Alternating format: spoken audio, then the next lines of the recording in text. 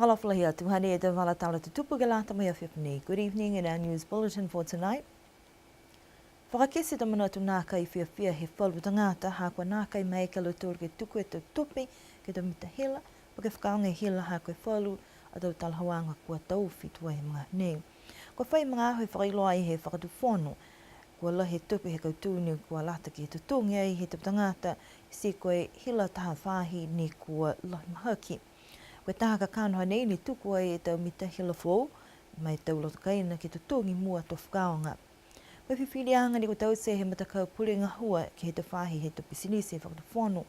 Ke nā kei mai ka lo tōru ne lohi mahaki e tau kai tala whahila, ke maua e tau koloa, po ke tuku e tupi ke whai tau seanga, ato whai tau seanga ke tutungi tau tupi ni ke whakatu whono. Tala hauai e Puitongi Akapanga, nā kai kumen fōwa ni, wai ko whai mga hoi whailoa me tuku atu wai ki he tau tangata ki tutungi tau tupi tō tua, ko whitāni whalo tau tangata he whakakista manatu ko nā kai o tatai, mo e tau matni mela me tau hila ni ko whakaonga. Si ko mai ke whoki ke whakatutala i me whainga hua, mo e whai tau sianga ke whiawhia e te whahi ni ua. Ka koe le kua ni kua tupu ai ke he mga hoi nei, ha koe whalo tau tangata ni kua nā kai whai matutakianga, po ke talahawanga ke tutungi e tau tupi tō tua. Tupi whala lau tō nei hapa nā kai mahino e tau whiwhirianga nei, kua ofu whoki he hoku atu ai ke tutungi e tau tupi, ka kua nā kai talia ke mōwai e tau top up, me kua māse hila ki he roto kaina, ki he whihe aho. Koe mga hawhakapāne e whakatua e tau mita hila whou ne talahawa e tau hukui, tō whai paseni he tupi ia ka utakehe mai, he tau tupi ka tutungi ai, ke whinatua i ke halotora tau kai talofa, kai nā kai tau spihia, mai lewa lahi whuki tō mai ke mōi tau tupe. O pe he mai e whainga hua, uhuaki, ka eke kua uate tau tangata, ke whai whakatokanga mai halotora tau tupe kua tō toa mai hila, ke aua ni ke whai le kua ke tau mga hui mua. Some power customers have raised concerns about being refused power top-ups in recent weeks. The issue of outstanding power debts has now resurfaced and customers are being pursued to pay up. Government has been plagued with the deficit that has also been attributed to outstanding debts and money owed on power accounts. The setup of the prepaid meter system was part of a solution to manage repayments, where customers with outstanding accounts were meant to have 20% from their power top-up to go towards debt. However, this has not been the case, and the board believed that the length of time for repayment would take too long, so other alternatives were considered. The decision made by the board of directors of the state-owned enterprise to collect standing arrears from those who have not made any attempt to make arrangement for payment. According to a board director, Puitongi Akapanga, customers with outstanding power debts were informed before the prepaid power meters were installed. The company representative stated that if there are those who have any objection to the amounts owed, they can discuss this, but there are people who have not responded at all. A debt collector has been employed by the Treasury Department and is based at the New Philatelic. For some customers directly affected, they have expressed disappointment about the lack of notification and the inconvenience this has placed on their lives, having to go without power for a few hours or for a few days. The advice from the company is that people need to recognize that government is collecting debts and they need to make a formal arrangement that both parties can agree on in terms of repayment terms. Tahai tangata tāne ni kua tātua I me toka ke whale pui pui, he o sia e whakawhirianga tukulunga haniwe ke whahitapu I kua mole. Koe iki whakawhiri kua Craig Coxhead, no kua hoku atu ai ka lātai me tau hopo mai tau hokotaki ni tuku atu ai he whahitau leo leo. Ue aho ni kua whanongonongo ai ke he whikau nei, ha koe tōru hokotaki ni kua tuku atu, mui tua ke mata whakatawhono, a Niue Act taha hewa ono ono, we veheanga tase o limu puma ono, wai ke whakakele ai tāta ngāta, moe tau whakahalaka hoku atu ai ke he limit tau, ka eke ko toka ke whare pui pui. Wai veheanga tase o ono pumaua, pui pui tōru, ni whai talhawanga, ka eke kua lali ki tapaki, me eke whakakele ai tāta ngāta whini, wa me eke whai whakahala, ke no fuata ke whalepupui hoku atu ke hong fure tau. Pepepeanga ua seo malima pui taha ke he hokotaki kua hupule no atu wai ke takaina he tatangata mai ke mua fuki e whakahala ke lima tau ke whalepupui. Ko whai mga aho e iki whakawhiri he whanongonongo atu wai ke he tau whakakisianga mai he tau whahi he tau leo pia fuki ni mo iane kua anghala. Whiwhiri ai e ia kua anghala e tangata tāni nei ha kua loli ai ke tapaki ai e tangata whine kai nā kai mai ke ia ke whai tau sianga a tō moa e o moianga mai he whalutangata ne kua kotofa ke langmatai ke he tau whakawhirianga ni loi whakaperitania koe tau assessors. Toko ono i tangata ne kua whiwhiri paua ki ke langmatai atu ai ke he whakau nei ke lata mai taha i hokotaki ko whai mga holo tōru he kisikisi atu whakamantawhainga ke tau talhawanga ne ko moa. Koe whakahikuanga toko whālo tōru nei ne nā ka Italia mai whiwhiri anga he iki whakawhiri mai kua utakehia i hokotakia. Koe ue hokotaki whoki ne tai kua tuku atu ni kia ia iki whakawhiri mai nā kai whai lammatai anga. Koe taha mena whoki ke mga aho ni kua hoko atu wai ke whai talhawanga e tangata whiwhine ni kua hokotaki e ni kua ni kua tupu ke hana kaina nā kai hawhangi e whanongonongo atu kia e tu tangata. Koe whakahikuanga ke mga aho ni kua whakawhiri mui tuku atu e whakahala ki aho tu loto, aho uwhimaua i a masi, ne pehea e iki whakawhiri ko Coxhead, ko maua kua anghala i tangata nei, mui tuku atu e ke lata mui tau hokotaki ni ua, taki ono e mahina mai tahi hokotaki ke nofu atu ia ke whalipipui, ke kamata ni he aho ni tuku atu e whakahala. Wa whitaa ni ia e loia e tangata nei nei, kua hau, a mana ki liwa ki atu i whakau nei ke whakawhirianga he tau mga hui mua. A man in his 20s has been imprisoned after being found guilty during a Niue High Court sitting last week. Judge Craig Coxhead presided over the trial that lasted 2 days.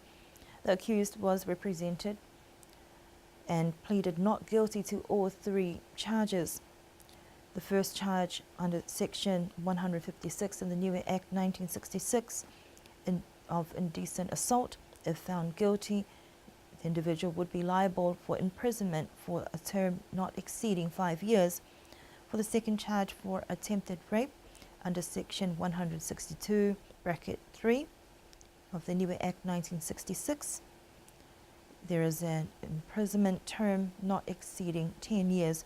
And for the third charge for unlawful entry of a dwelling with criminal intent under Section 205, bracket 1, there is an imprisonment term not exceeding 5 years.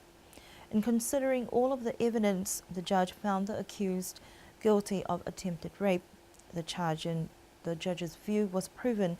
However, for the accused to be convicted of attempted rape, the judge's decision had to be supported by no less than 4 of the assessors. A group of 6 assessors were appointed to deliberate over the charge of attempted rape. The assessors considered the evidence independently, and they assessed the evidence with 4 of them who did not agree with what the judge had concluded. It was on that basis, pursuant to Section 270 of the Niue Act 1966, that no conviction for an attempted rape was entered. The accused was therefore not convicted of attempted rape. For the charge of indecent assault and unlawful entry, the judge heard this on his own and did not require the assistance of assessors. When the victim also took to the stand to give a statement, this was done in closed court and members of the public were not allowed to sit in. Upon sentencing, the judge issued a conviction order on Thursday, the 22nd of March, for the accused to be in prison for a term of 6 months for each of the 2 charges. Both terms were to be served concurrently. Legal counsel, who is based overseas, has requested transcripts from the case and has indicated that they will be making an appeal. Kua whakailoa tuai he ikipule ne kua luweki atu ke tau ngahui whawhi New Zealand ko Winston Peters e te katowhanga ke lata mai komisina toko luonga New Zealand ki niwe ko ia nei ko Kirk Yates. Ko tangata nei whai mga hoi he ngahua atu ai ke he tau motu ko Indonesia. fisi mo Papua New Guinea, mo whailot matala mo tau pulo tu fuki ke tau whahinga ho whanua. Tō hukui ai Mr. Yates a Ross Ardern, e kua manaki ai ke whakaosi ai hana ko tō whaanga, ke he matahiku, ke he aho taha ia me, mo i kua whita fuki he whai ko tofa fōua ia, ke lāta mai mutu ko toke lau, kai nofu atu ai ki New Zealand. A manaki e komisina fōu ke hoko mai ke mutu he whāhitapu whakapā ia me. Mo i tuk whenonga ai a Ross Ardern, ke aho taha ia me. The New Zealand High Commissioner to Niue has been announced to replace His Excellency Ross Ardern.